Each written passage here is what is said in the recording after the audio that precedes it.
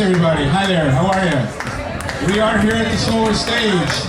Folks in the back, if you'll sit down please.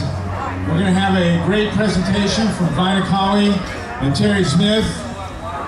They are from Press, they're surrounding the Portsmouth and Richmond facility, a couple hours south of here.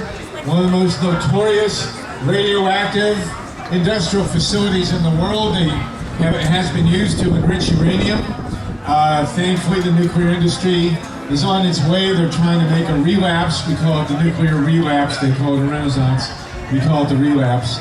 But Terry and Vina are two of the nation's great activists. Vina's been at it for 20 years or more.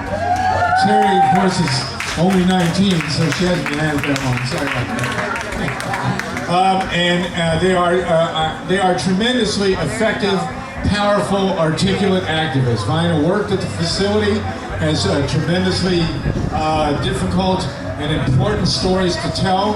These two folks have made a tremendous impact on the environment here in Ohio and on the situation worldwide with nuclear power. This is a very important facility that we need to keep shut. And they are right in the forefront of doing just that. So we owe them a great deal of thanks, and they have a tremendous amount of information that's extremely important to share with us. So if you'll give them your undivided attention, you'll come out of here with something really important and worthwhile. And we need your help to keep this goddamn plant shut. And they're going to tell you how to do it. So thank you very much. And here's Vina. Thank you, Harvey. I'm nowhere as famous as Harvey Walter. My name is Vina Colley, and I am president of the Portsmouth Pipeline Residents for Environmental Safety and Security. And I also co-chair and co-founded National Nuclear Workers for Justice. I also worked at the plant as an electrician. I was in every building on plant side. At no time was I ever told to wear any protection, wear respirators, or anything. They just put us on jobs and they never told us what we were working at. These are the guys who started the safety at the plant, and they all died of cancer. At Piketon, we highly enriched uranium from 1954 until 2000 for weapons-grade material. It wasn't for nuclear power plants. We have depleted uranium cylinders on the site. There's over 25,000 depleted uranium cylinders, and in this yard where these cylinders are, have the highest exposures of neutrons, and they have not ever told the workers that they were being exposed to neutron exposures. In 1978, we dropped a cylinder that was compared to 3 Mile Island. It lost over 21,000 pounds of uranium hexafluorides to the atmosphere, to the water. My friend Owen Thompson, who died of a brain tumor at age 42, and I have his picture right over here where it says employee blames brain tumor on the nuclear plant. He said he buried plutonium 100 feet deep with machine gun guard. And he died of a brain tumor, and he's very sadly missed, and I told him I wouldn't let people forget him. Him and I went to the first community meeting in 1989. And when we got there, they wanted us to be president of this community group that was already formed. And him and I did the best that we could do, and I'm still there. It's hard to keep people active in it because the company, they go to the meetings and they terrorize the people and they threaten them. I've been fighting 20-some plus years. I've also been fighting for my compensation for 20 plus years. In 1999, I found documents that said that the Piketon site had plutonium. Well, the government, I got a call from someone down in Paducah, and the Paducah plant told me, we're getting ready to break this story, and I said, what about? And they said, what do you got on Piketon? I said, well, what are you got on Paducah? And they said, we got plutonium. And I said, well, we do too. I said, we had it in the oxide conversion facility. We also shipped it in from West Valley, New York. It was called, I think it was West Valley, New York was the name of the plant. And that plant thought they were taking care of uranium, but they were extracting plutonium and didn't know it. And they sent it to Piketon. Also, we got reactor tails from Paducah and Hanford and Savannah River. And when the story broke, it helped bring in the compensation bill, which is called the Energy Employees Compensation Act, which is not a really good bill, but it is there, and it did get some workers paid their cancer. And the rest of us have still been fighting it for 8 years. My records have been locked up twice. I had to get them unlocked. One of my caseworkers who okayed all my illnesses got fired. I'm going through more caseworkers. I don't only have to fight the Department of Labor. I'm fighting the state of Ohio with state workers' compensation. Even though they admitted that I had toxic chemical and radiation exposures, they've tried to hide my radiation exposures. So I've been doing this without any money. I've refinanced my home 3 times. I've never been too far to talk, but I go wherever I have to go to talk. And today on that stage, I was really nervous up on top of that big stage. I've never been on a big stage. But we're converting this depleted uranium. They got a conversion plant, and there's going to be a lot of waste. They used to store waste in the buildings that we were working in. All of our drains and all of our clothes that are washed, that are contaminated, they all go to this little pipe right here. This pipe right here goes into the Cider River, which goes into the Ohio River. All of their cooling towers, the chromium, the hexavalent chromium, the fluorides. We release fluorides at the plant that double the standards in Oak Ridge and Paducah, but Ohio doesn't have a standard for fluorides, and we double the standards here in Ohio. So somebody needs to get on our legislators and do something about this fluoride. Also, in 1957, the state of Ohio Health Department knew that workers were dying.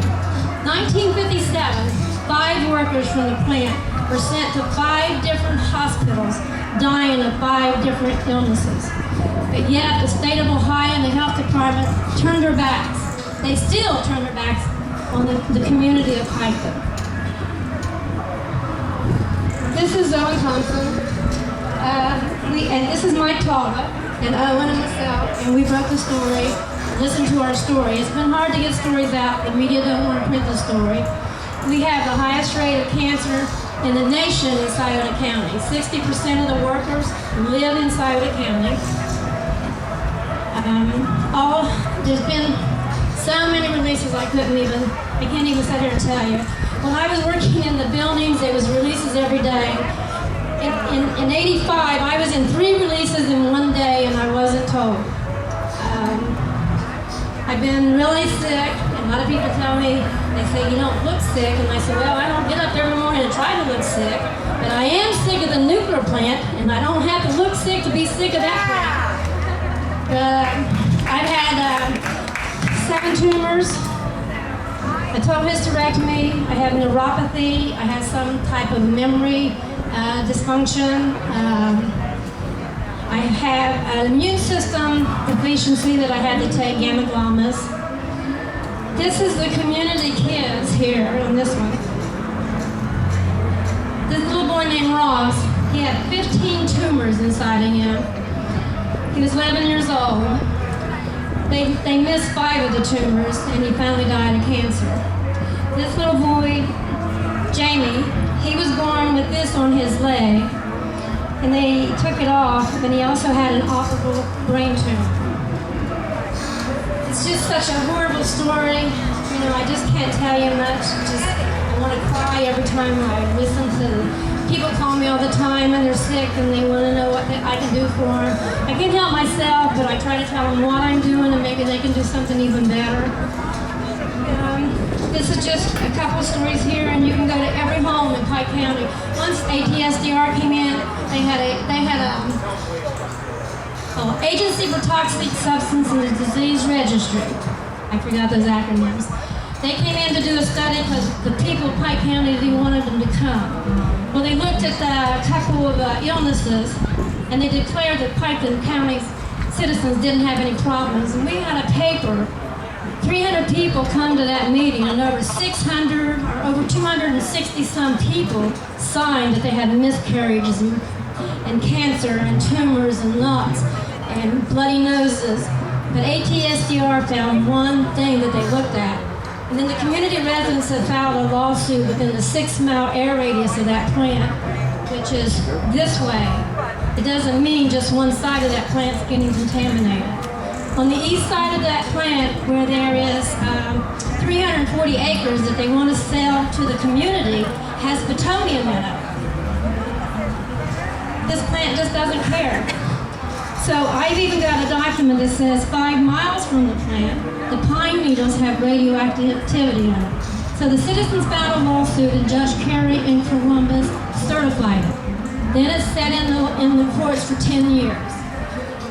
Now it's 15, time goes by fast. And now it's sitting in Dayton court, and the judge there decided he's going to hear it, but he doesn't want to hear anything about radiation. They can't talk about the chemicals in that plant without talking about radiation, because when I was an electrician, I used trichloroethylene and I worked in confined spaces with no protection equipment. When we got done cleaning down uranium, plutonium, technetium-99, neptunium, PCB oil, when we got through with all this stuff, we dumped it down the drains. And where did it go? It went to that creek. It went to the Cider River, to the Ohio River, to the Mississippi. So we're all affected. That plant's 100 miles from here. But there's been documents that I've seen in some of the plants that it travels so far. So, you know, we are killing our future generation.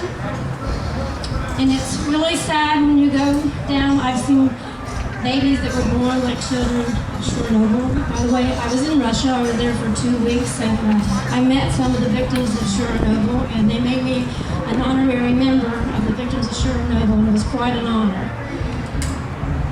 Maybe somebody else would like to talk.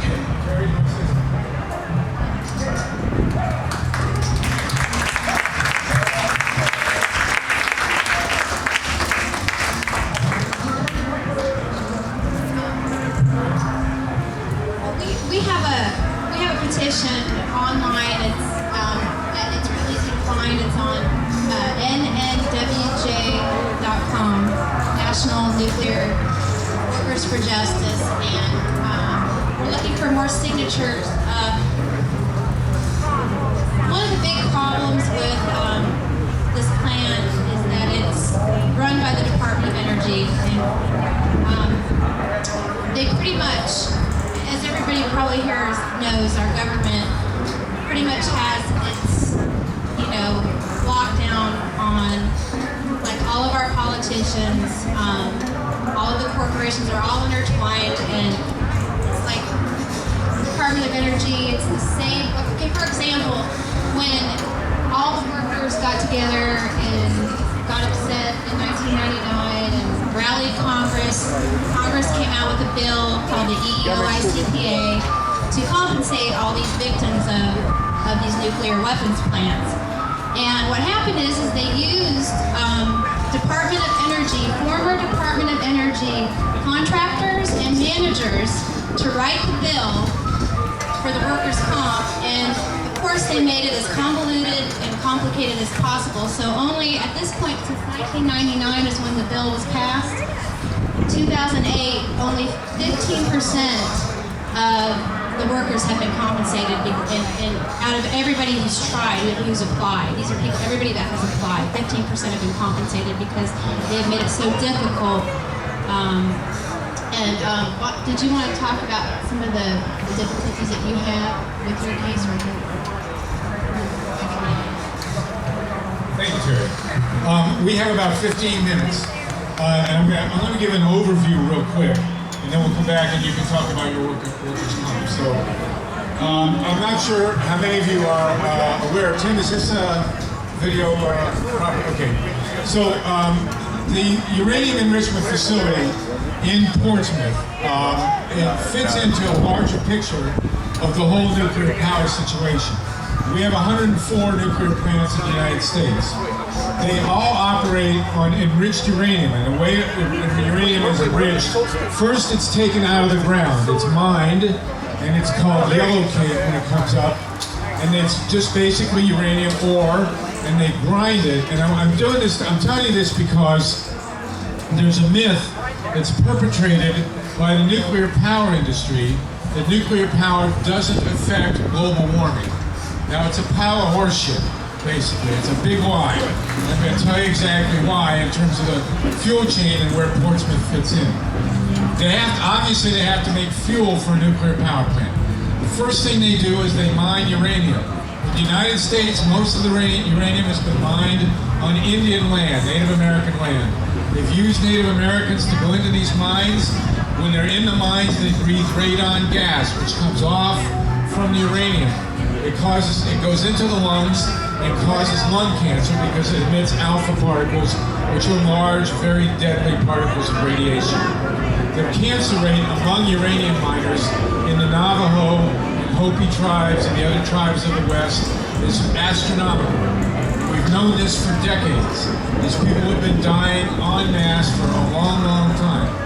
So they get the uranium ore out of the mines, and then they take it and they mill it. They turn the ore basically into sand. And these sands, when they come out of the plant, are called tailings. And in Colorado and in New Mexico, there are literally billions of tons of uranium tailings. These tailings emit large quantities of radon gas into the atmosphere, and they go all over the world. And they are sitting there, these tailings piles, they're enormous tailing piles, forever. They're extremely radioactive, and they even let kids play on them, even though they're radioactive, and they're, of course, mostly on Indian land. Then, when they take the sand, and they treat it with very, very toxic chemicals, including sulfuric acid and other acids, and when they get done with it, they wind up with very large ponds of extremely acid liquid. You cannot, they call it liquor, you cannot swim in these ponds. You put your foot in this pond, you will retract with the lack of a foot, basically. It's that toxic, and there are lots and lots of chemicals there that you don't even want to hear about. So they take what they've treated, which is called yellowcake, and they bring it to a place like Portsmouth. There were at one time 3 large enrichment plants in the United States: Portsmouth, Oak Ridge, and Paducah. Paducah, Kentucky, and Oak Ridge, Tennessee. Paducah is still open. Oak Ridge and Portsmouth, thankfully, are shut. But we're not sure if they're actually shut. We think they're still doing enrichment there. And there's a whole lot of, secrecy about what they're doing there. On the one hand, they're talking about closing it forever. On the other hand, they're talking about opening it up. And this is one of the reasons why it's so important to stop the building of new nuclear plants. Because if they start building new nuclear plants, they're going to come back to Portsmouth, fire up that goddamn thing, and we're going to have more victims with more stories to tell about, like Owen Thompson and these poor children, and Vina, about the radiation damage that the government will never get to. So at Portsmouth, Paducah, and Oak Ridge, the uranium is enriched. It's a very, very intensive process in terms of the electricity that's consumed. And in fact, the enrichment process in the United States consumes as much electricity as the city of Cleveland. It's an enormous sink. And these plants, these enrichment plants, have been powered by coal-fired generators. So when they say that the nuclear power plants don't emit any greenhouse gases, they completely omit the mention of the enrichment process, which emits huge quantities of greenhouse gases. And then, of course, the fuel comes down into little pellets, and they take them to the nuclear plants like Perry and Davis-Besse, and they operate the reactors. And so, at this point, hey guys, at this point, the Portsmouth plant is right smack in the middle of the whole debate about whether they're going to build new nuclear plants. And if they do build new nuclear plants, well, like I say, we're going to have more victims. So Vina, can you tell us, you were harmed in the plant, and can you tell us the story of how you were harmed and what you've gone through?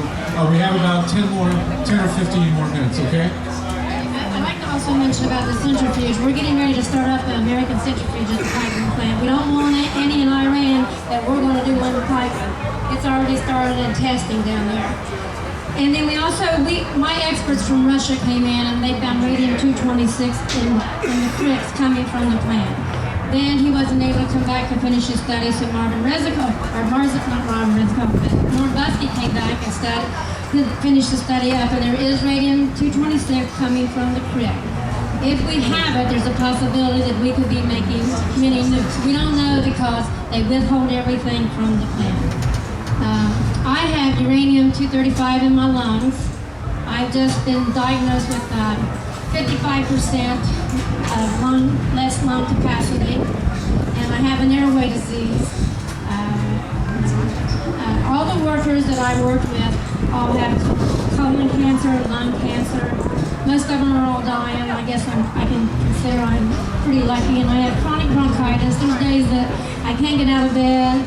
There's days that I could sleep for 3 months, or I have thyroid problems. I have so many problems I can't remember them all.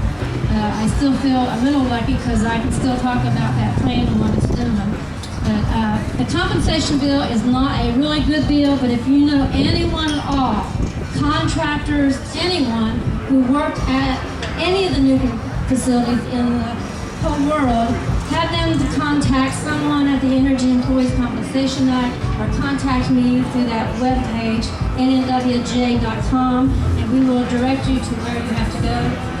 The bill, they're paying $150,000 if you're lucky enough to have one in the 21 cancers. Piken is a special cohort. Piken also doubled the Superfund list, but never was put in the Superfund list. So none of the workers, not even the community, no one knows that that is one of the second most, if not the worst plant in the whole United States. And it's downplayed. We don't get no media coverage. The media stays away from us. If a reporter comes and gets a story out, and that reporter, he's guaranteed not to be there the next day to write another story. It's one of the most horrible stories in the whole world that you've ever heard, if you ever get to hear it. The Dayton Daily News did come and do a big story, and I tried to get some of the copies of the paper, and they said they've all disappeared. Someone destroyed them, but I think you can get it online. I just brain tumor, colon cancer, and the government gave one of my coworkers 20% because he got colon cancer for his impairment rating. It's a pretty sad story. If you know anyone who's sick, any relatives, contractors, anyone, please get in contact and get your name on the list. Okay, do any have questions? We have 7 minutes left. Anybody have questions? Yes, come up, because nobody will be able to hear you. What's that? What's the website again, Terry?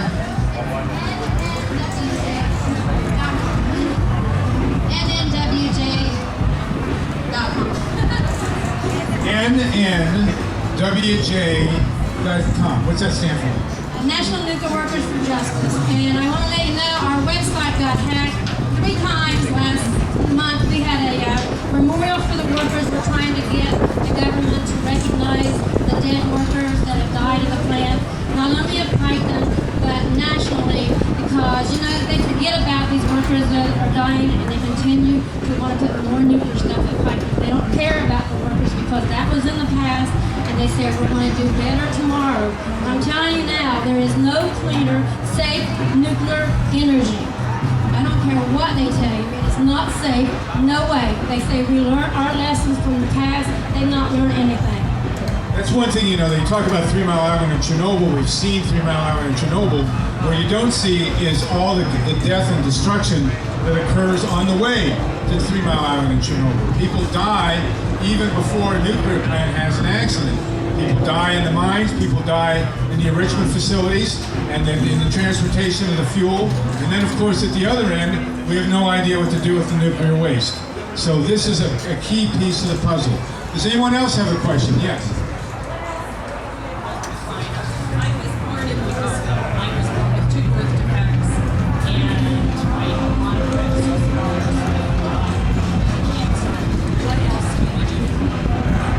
What else can you do? This lady's from Lucasville, which is nearby.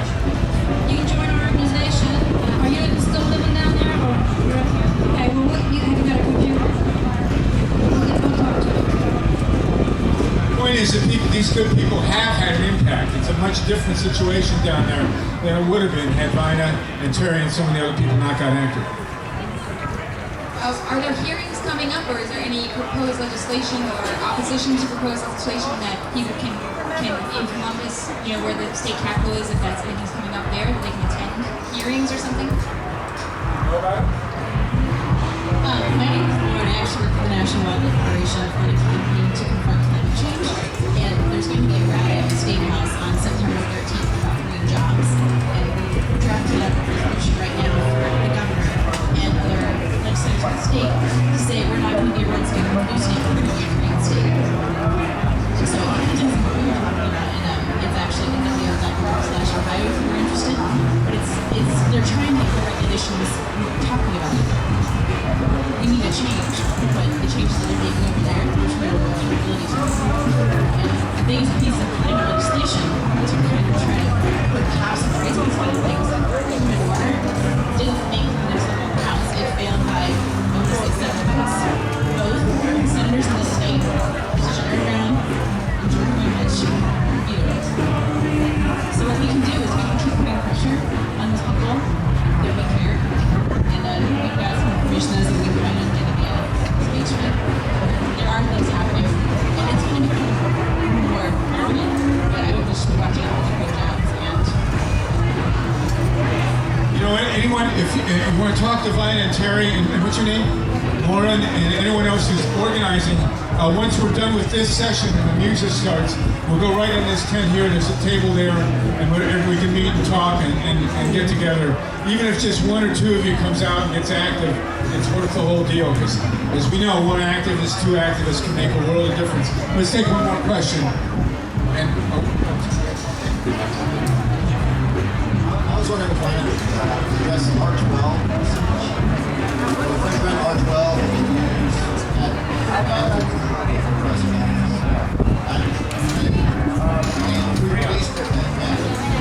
they have talk about global warming. They have a free release program for Freon, which destroys the ozone layer, and these guys can pretty much do whatever the hell they want unless we stop them. So Tim, I'll jump in here. We will meet in this tent right over there as soon as we're done. Yes, I want to thank Lina and Terry for coming over here to Columbus. This is how quickly things change. When Lina drove into this parking lot over here to park to do this event, she has a bumper sticker on her car that says she instructed for government. This is the way things change. Ted Strickland went to Franklin and said he was going to clean the facility. After he got elected, he changed his mind. That's what we need to work on. A governor can do something. We need to tell the governor that there's no way, number one, that you can mine uranium safely. There's no way that you can process it safely. There's no way that you can use it as fuel safely. And there's no way that you can actually dispose of the residual of the waste. It's got a 10,000-year life. We need to go solar. We need to go wind. That's the direction we need to go. We don't need to go to these old industries like Harvey talks about coal, oil, gas, and nukes. No nukes. That's where we want to go right now. That should be our decision. There's no alternative to it. We need to move in a complete different direction. So please, we're going to be right over here in the tent. We'd love to talk to you.